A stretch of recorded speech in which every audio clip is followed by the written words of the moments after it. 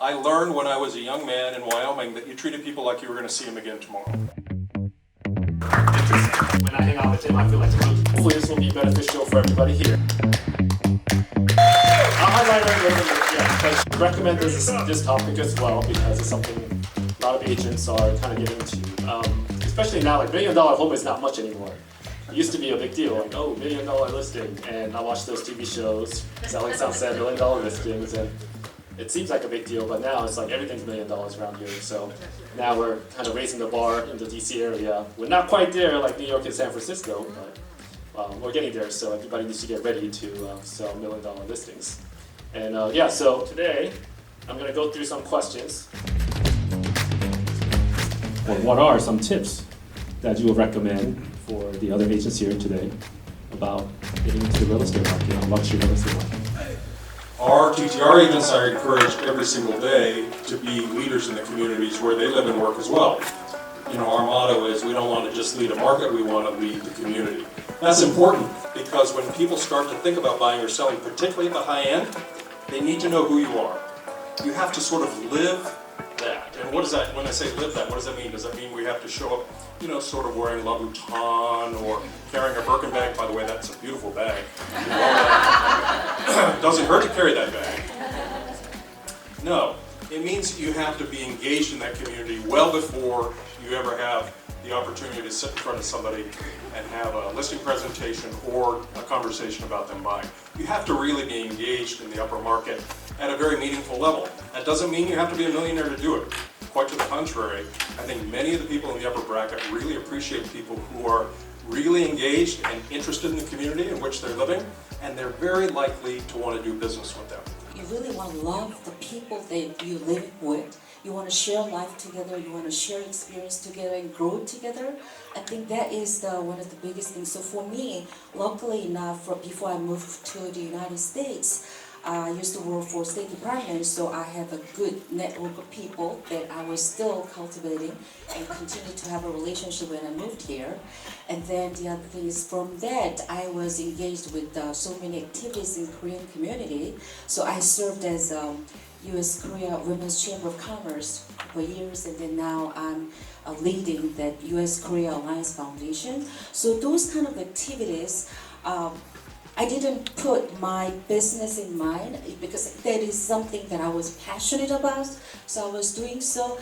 And during those time, I started to get more higher end of a business. But I have to tell you, all of you, like he said earlier, our housing price here is so high.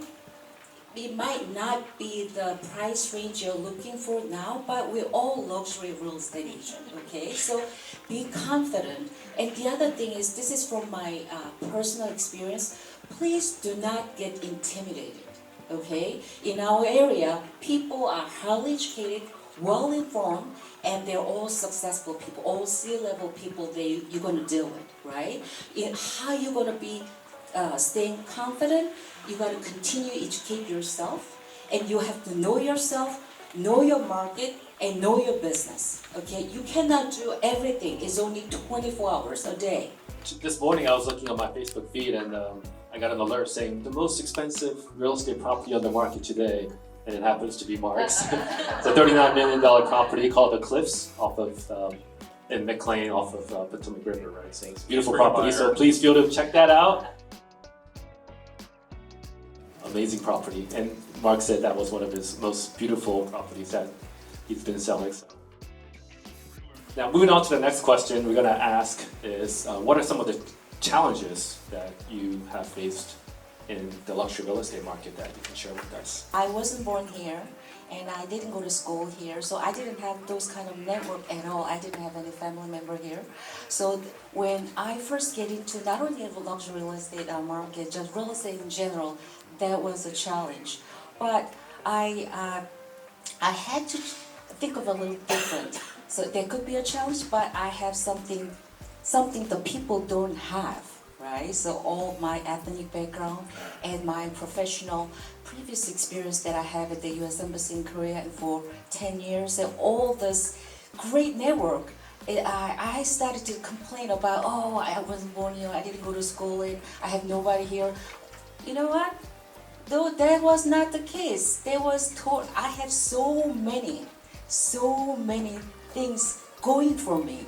So those are the things that, as I was saying earlier, you gotta know yourself. You just gotta sit down and just get rid of all this negative thinking out of your head, okay? You can do this. If I was able to make it and become a Realtor of the Year 2018, every single one of you in this building can do it. I grew up on a ranch in central Wyoming.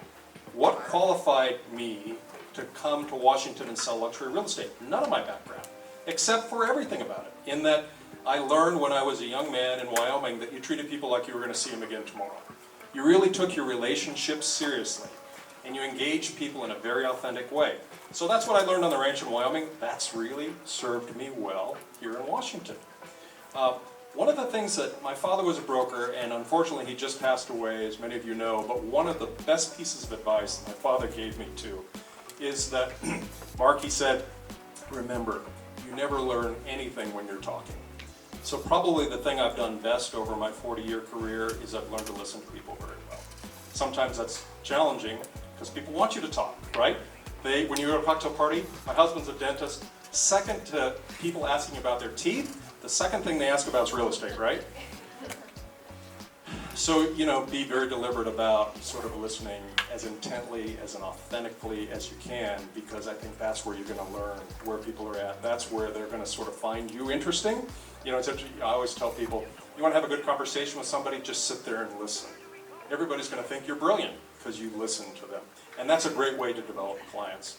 We're at times that we never faced before, and we're kind of going back to the way normal, whatever the new normal is, but what have you guys seen within the last few years about the luxury real estate market that has changed?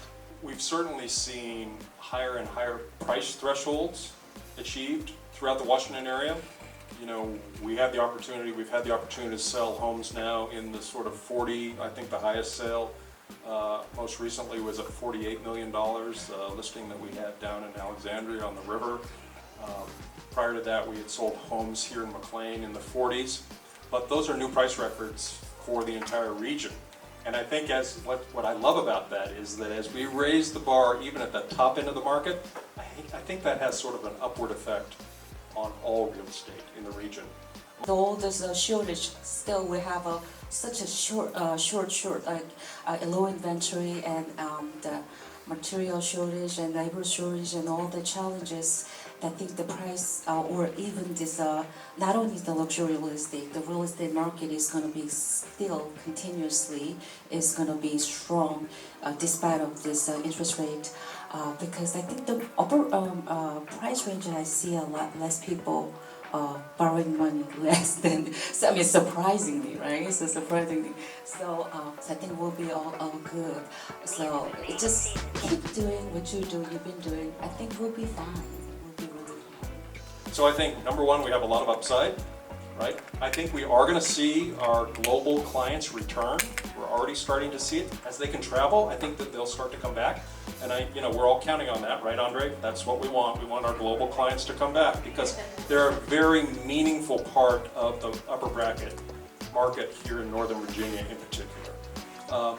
To a lesser extent in Montgomery County and DC, but for sure here in Northern Virginia, they're a very, very important part of that market. So we'll see them come back, I think.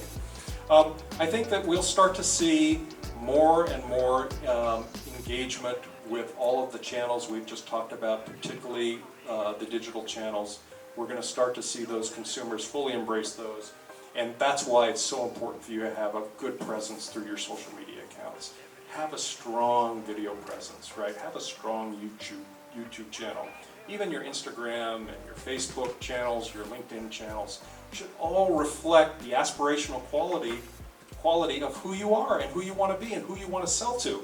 So talk about those things through your social media channels and be very deliberate about that. But I think that in Washington, I think we've got a strong market. Interest rates are going to affect us. However, I think that we'll probably see slightly more balance going forward, which I think is a good thing. No buyer should have to go compete with 15 other buyers on a house. So if they can go into a market and just have maybe one or two other offers, that's a much healthier environment. And it's a much better environment for us to do business in too. all of you who have represented buyers where they've been unhappy on multiple occasions know how difficult that is. You know, I mean, you are really, should be trained as a clinical psychologist instead of trained in real estate, because really you're listening to the heartache that these people are experiencing. Real estate here in Fairfax County is people's one of the desirable location and destination. Washington D.C. area, metropolitan area, real estate is on sale still. So please come and grab while it's still on sale. Literally, it is so true because I'm from Seoul, the Gangnam, where our area is like, let's just say, a little over 1,500 square footage, those kind of thing. You could buy maybe between 4 million to 8 million, 4 million to 5 million. But not so great location, like somewhere in Gangnam. Is that Washington's a great value. If you look at Washington compared to other major cities in the United States, like the San Francisco Bay Area or Los Angeles or New York, the Washington metropolitan area is still a tremendous value. And if you compare it to other global capitals, it's a deal.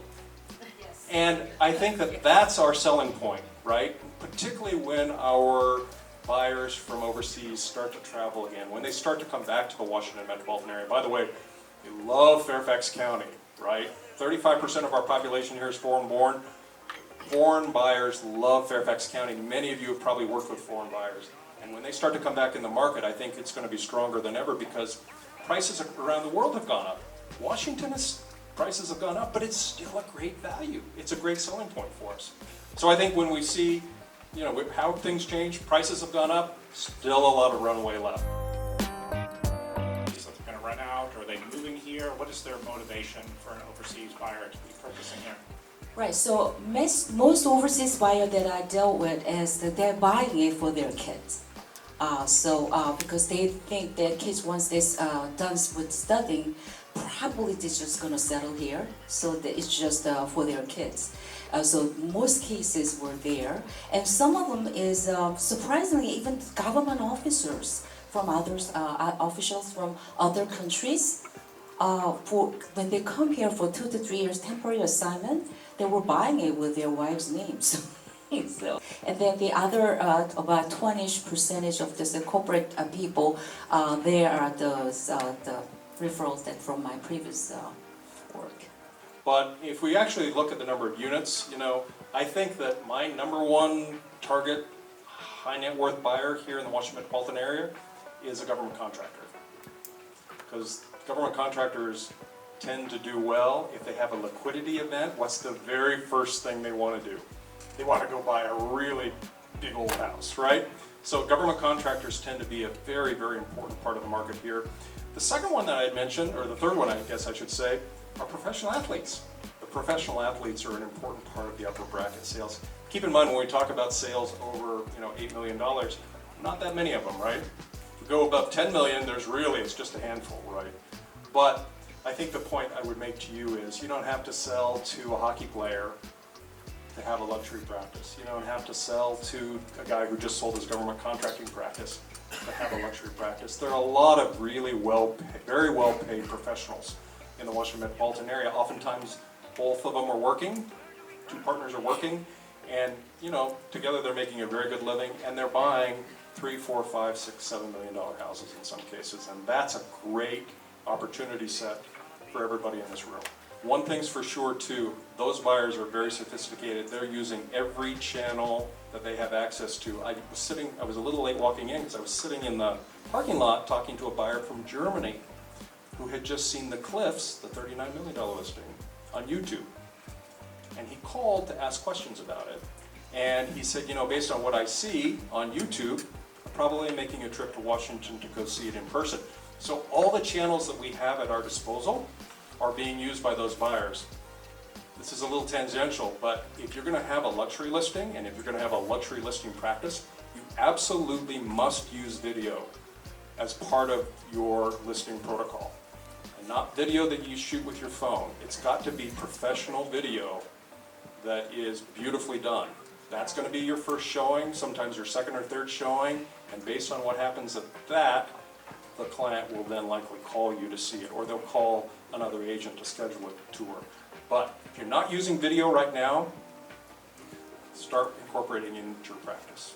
I would say that's true at any price point, but it's absolutely true at the luxury price point. The house does not exist. Currently, what are you doing? Using the same techniques? Are you doing different techniques? How do you find that house for those clients? Even right before the seminar started, we were talking about it. It's like, this is what my buyer's looking for. I need your help. And then it's like, okay, let me, right? So those are the things that never. And keeping your good reputation within the industry, I think that's one of the key things. So when there is a multiple offers out there, like, you are working as a buyer's agent, you submitted your offer, and the listing agent is willing to work with you, pick your offer over others, right? Those kind of, that, your reputation, I think that matters. And then all this relationship you're building in this industry, like not only this real estate, a realtor friend, lenders. Him, Jonathan, I just sent him the text messages, whatever. Jonathan, I need help. My client is driving me crazy. It's yours, right? So you want every help you can get. You want to build a team of people, right? Jack is an awesome builder. He is one of the top producer in Vienna, but he was my student, right? Back in the days. I love this relationship. I love what we do, but I think you've been in this business 4 years and you're doing like $1 million sales. You're good. You're much better than I am. So you'll be fine.